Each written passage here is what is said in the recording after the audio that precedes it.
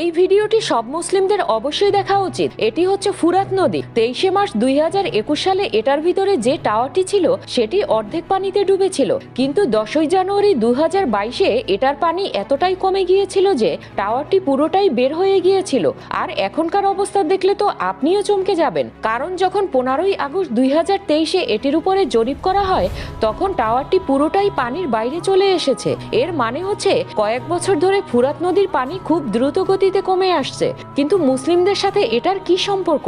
হ্যাঁ, মুসলিমদের সাথে এটার সম্পর্ক আছে, কারণ এই ফুরাত নদী শুকিয়ে যাওয়া মানে কিয়ামতের বড় আলামতের ভিতরে একটি। প্রিয় নবী হযরত মুহাম্মদ সাল্লাল্লাহু আলাইহি ওয়াসাল্লাম ইরশাদ করেছেন, ততক্ষণ পর্যন্ত কিয়ামত সংঘটিত হবে না যতক্ষণ না ফুরাতের পানি শুকিয়ে যায়। এখন রিসার্চারদের রায় হচ্ছে 2040 সালের ভিতরে ফুরাত নদী পুরোটাই শুকিয়ে যাবে।